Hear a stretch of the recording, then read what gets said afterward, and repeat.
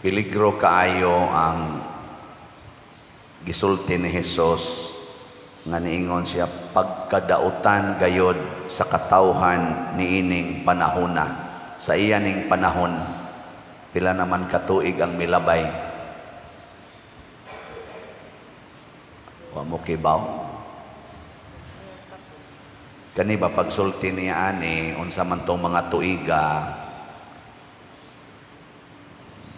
Wa man mo klaro de.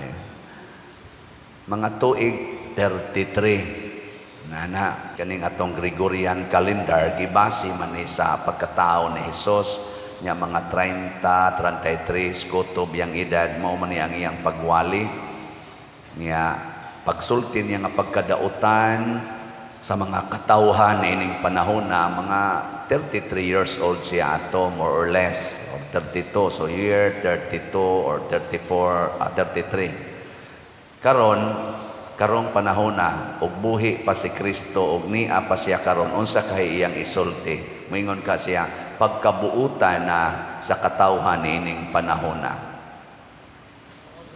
di ka na be lingi ay mong tupad ing na zaman dautan ka o buutan ang utan ba kay dugay-dugay na magito niyang gisulti ambot og ang iya kang isulti karon moingon ba ka siya pagkabuutan pagkabalaan sa mga katawhan ining panahon na.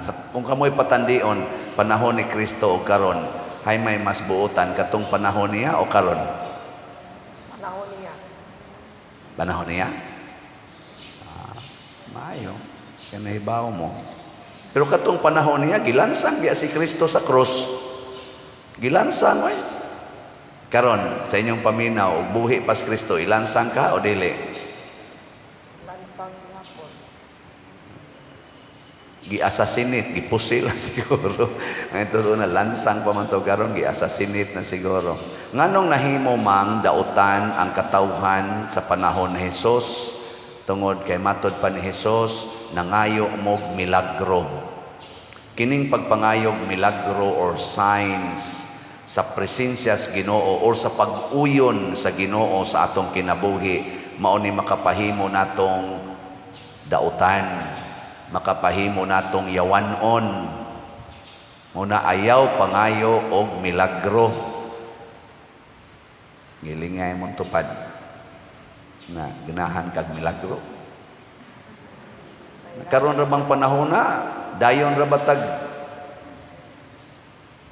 murabag ma-ignite kay ba madasig og maayo basta naanay milagro ano ko mga milagro sa makita nato nga ang mga wheelchair ibilin, ang mga crutches ibilin, ang mga taong giyawaan mo kalitlag kabuutan, kay nawagtang ang yawa, ang mga stage 4 cancer, cancer free na, ganahan kita na, mga birhin nga muhilak, mga birhin nga mutubo, mga dancing sun, inana, ganahan kita na. Anha kita murag matandog, anha ta diha murag mo focus og maayo nga naagyoy Ginoo kay niya ni siya. Posible man sad. Tinuod man sad na siya tingali. Pero kung anha na ta mo focus unya magsige na tag pangayo os Ginoo ni ana, mahimo gitang dautan.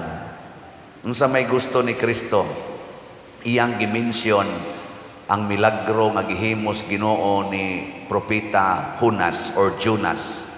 Tulo ka adlaw siya nga didto sa tiyan sa isda katong gilabay siya sa dagat wa siya mamatay tulo ka adlaw didto sud sa tiyan sa isda nagibugwak siya balik didto sa baybayon sa Ninive ningon si Kristo paabot lang mo do na unya ipupariha ani nga milagro nga ang anak sa tao tulusad ka adlaw ibutang ilawom sa yuta unya mabanhaw siya.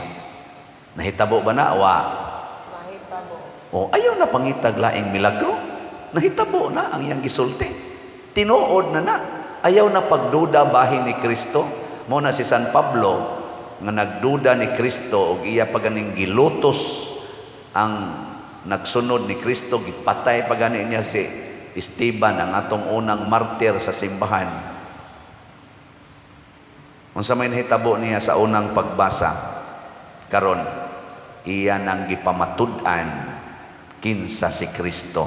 Matud pa niya diri, ang maayong balita maoy akong gisangyaw.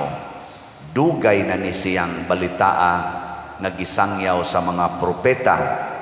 Matud pa niya, gisulat diha sa balaang kasulatan. Gimensyon na ni San Pablo, wa lang siya mutuo. Gisulat na sa balaang kasulatan ang mga Hudiyo sama ni San Pablo, sigig tuon anang balaang kasulatan nga gisuwat sa Old Testament. Purti nilang tuon ato. Pero matud pa niya, gisulat naman sa balaang kasulatan, wa lang siya mutuo. Pero sa dihang nituo na siya, niingon dayon siya, mahitungod kini sa iyang anak, ang atong Ginoong Hesukristo, sa pagkatao ang gisulat sa mga propeta nga siya kaliwat ni Hari David, apan sa iyang pagkabalaan, sa iyang pagka-Ginoo, siya ang nabanhaw nga Ginoo. Di ba nindot kayong pagkasulti ni San Pablo? Nya mao na niya ang atong isangyaw. Kung unsay gisulti ni Hesus nga gisuwat sa balaang kasulatan, maoy atong basihanan sa atong pagkinabuhi dinhi sa kalibutan. Unsa may gisuwat ni Hesus? Daghan kaayo, or gisulti ni Hesus nga gisuwat sa mga ebanghelista o sa mga kaning iyang mga disipulo, iyang mga apostoles. Daghan. Sige, mag-mention lang ta.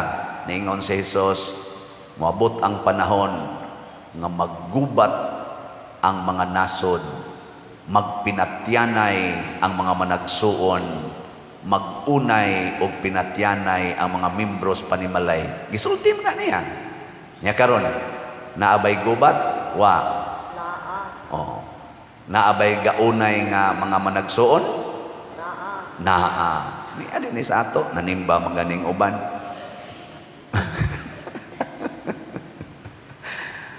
Nya karon kun moabot na ni, moingon ka Ginoo in taon, milagruhi in taon, usba in taon ning batasan sa akong igsuon nga di na unta ni magsigig binuang nako, usba in taon ning batasan sa akong amahan, usba in taon, milagruhi mo tuo jud ko Lord nga makamilagro ka.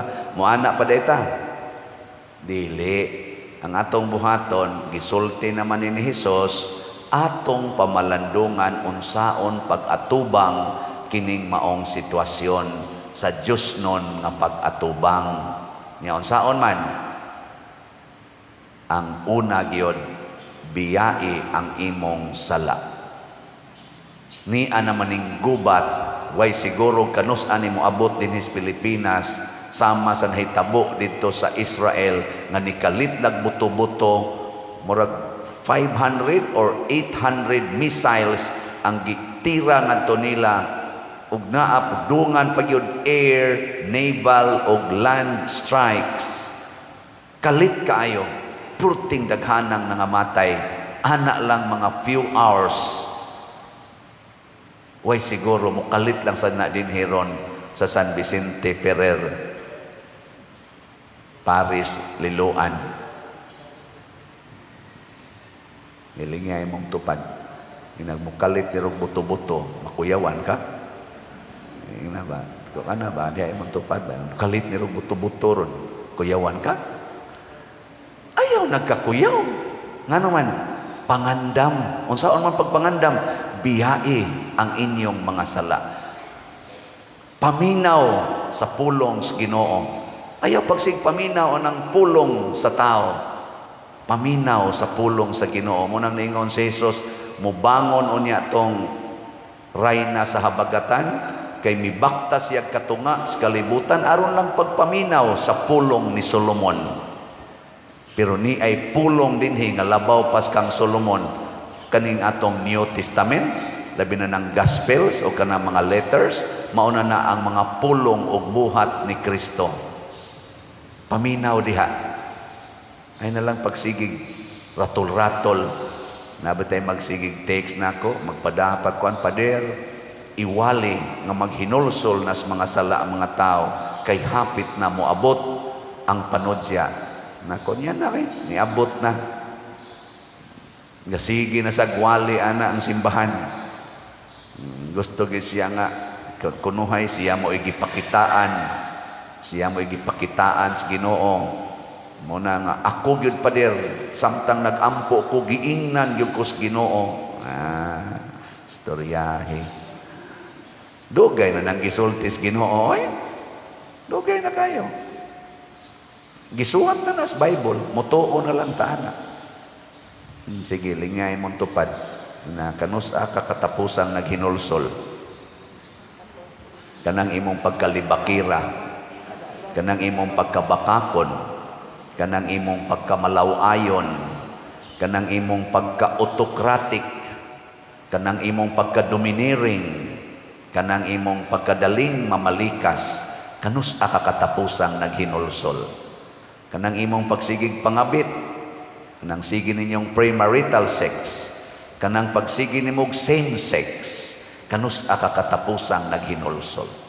Kanang imong kahakog, siging pangilog kanang yuta, hastang yuta nga gisimintos gobyerno kanang karsada, ilogon pa, parkingan pas imong sakyanan, kanusa ka katapusang naghinulsol. Kanang siging linibakay aning mga politicians, siging dinautay bisag managkaliwat o managhigala kaniadto panahos eleksyon, dinautay to the max, kanusa ka katapusang naghinulsol. Kanang sige nimong palaygit, sige nimong inom anang pills, sige pang abortion, kanusa ka katapusang naghinulsol. Kining siging pangwarta, hastang kulikta, kwartahon pa, kanusa ka katapusang naghinulsol. Kana musudya unya kaninyo matud pa ni Hesus ang taga Ninibe kaysa pagwali ni Hunas ang tanan naghinulsol sila mga sala hasta pang ilang hari. Pero kamo sige mugbasa anang Bible, apil na kang paria ka, kanibang nagwali ba? Wa ka naghinulsol. Kana nabitay kanibang kasing-kasing sa tao kung butang nga Ginoo, makaingon gyud ka nga imposible. Usbon ako ang mga kababalaghan, inspirasyon sa Ginoo nga mamaligya tag slots. Tungod ining atong sigig baligyag slots sugod atong mga August 2020 hangtod karon, ang tawag na sa mga tao nako Father Slut. Ang akong Fathersiano di na kayo sikat, Father Slut. Inikita na mo ipapicture, Father Slut nako. Ikita na mo bisag asa ko picture Father, palit tag slut ha nako. Astilano na-attach na gid sa akong naong ang slut. Hangtod magsige na sila gingon ang naong ni Father murag slut. Kaya ang iyang ilong pislat. Ano no? Okay lang. Pero tan-awa ra gud ang nahitabo karon. Unsay nahitabo sa atong parokya, unsay na contribute nato sa Archdiocese in 4-year time. Makaingon ta basta di ay ang Ginoo mo'y musugo, grabe kaayo ang resulta. Nganong nagduko man lang mo? Awa mo mo to sa Ginoo ni? Oh, di pakpaka na to ang Ginoo na sa manual.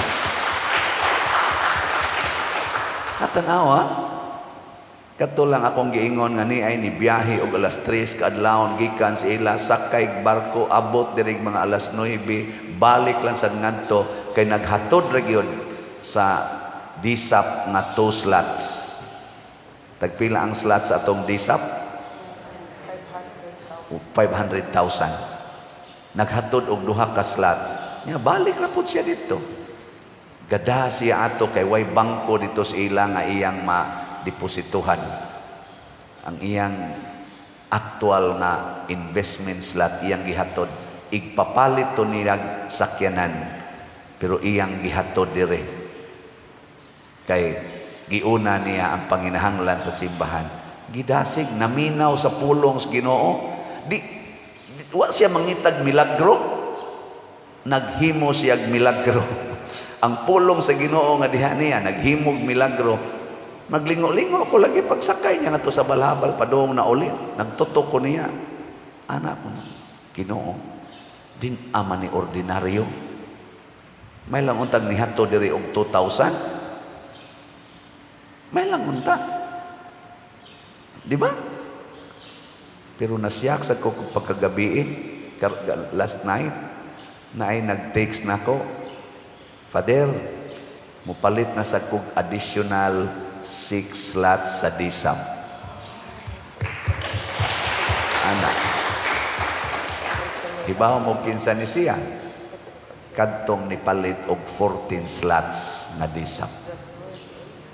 Iya ko nung kumpletohong 20. Ni anak ko, naunsa naman ka?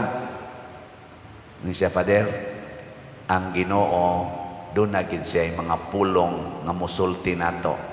I hope magpadayon ka sa imong pagsangyaw o sa pagbuhat sa sugos, Ginoo. Kay daghan pag ipabuhat ang Ginoo nimo.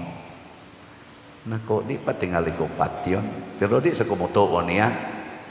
Pero kitang tanan, gisugo kita sa Ginoo. Ako siyang giingnan ako. Aning dapita, di jud ko maluya sa pagtuman sa sugos, Ginoo. Kay usakas nakadasig nako, kay di nako katuo aning imong gibuhat. Utro sad ka nagigamit sa Ginoo in material way. Pero di sa nimo gawas ning iyang material nga gihatag nato kaning financial, tiaw mo bunay 20 slots sa DSAP ang iyang gi-share nato. Di sa nimo gawas kun wa pa mag-ulbo-ulbo ang kainit sa pulong sa Ginoo diha siyang kasing-kasing.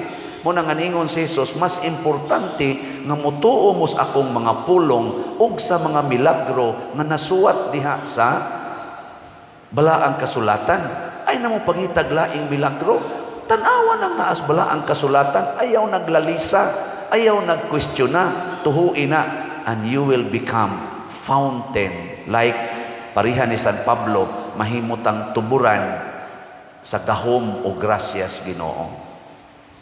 Nga muna, karong si manaha, makig-arrange na tas tag-iya, kay muhatag data sa atong partial payment. So, ano ito yan? Diri sa ini ari gahapon, ingon siya, Father, siguroon lang gini nako, Father, kaya di rabasan ni ako ni PL ra di sila nako. Unsa man jud kasiguruan na mabalik gining investment. Nako, maghimo man tag kulumbari. Unyag di madayon ang kulumbari, Father. Nako, og di madayon di ngita taglaing pagi. Pero di namitabong di madayon. Madayon gina siya. Sa unyag dili og madayon og di mahalin. Himuan jud ko nyag senaryo ba. Nako, og di mahalin. Hangtod na ginas hangtod ato ibutan dia kulumbari man siya sa lisod dia na siya pa diri baligya. Nako, di na lang kay ko mulalis ni mo ana kay pulos mo na negative imong gi-present, pero sultihan ti kadaghan kay positive nga nahitabo sa mga taong nisalig sa Ginoo. Kanilang dinhing nahitabo sa parokya. Panahon ko ni pandemic, isa apil man ko kanunay diri pa din nako nya wa ka kakita ni ko sa nahitabo. Nya nakatabang pata dito sa kapilinya, Bishop Chupilo Kamumot, taliwa sa ato diri nagpunga-punga nga mga projects, nahitabo tanan sa pitaw pa diri. Kinsa maroy nakahatag na diri pa der. Giistoryahan ako ding akong giistorya ninyo. Ingon isa, okay na pa der. Palit kog tulo ka slots. Tag di pa to siya mamatay. Ngaya to mahato diri. Nakonvince siya. Nakonvince ba? Nga nabitang maminaw tas Ginoo, musunod tas Ginoo. Mao na laging unsa nang salmoha, wa man sa ko kasag-o kay na Salmo 127 ba nang niingon nga kun ang Ginoo dili moabag sa mga magtutukod, kawang lang ang atong mga paningkamot. No? Pero kun ang Ginoo magkuyog na sa atong mga buhat, ang tanang buhat mulampos. No na nga kining atong gibuhat dinhi pulos ni pamaagi nga maka pamatuod ta nga ang Ginoo ania uban kanato. Atong i-update pila na gihatag sa Ginoo nato nga halin aning ato mga slots sa atong holy pads para sa National Retreat for Priests karong November 7 niabot ng atong halin og 64,277 slots as of yesterday. Ang ato sad nga meg kuangan pa man tog 2,300 niya karon pa ning Miyerkules nato ma-final.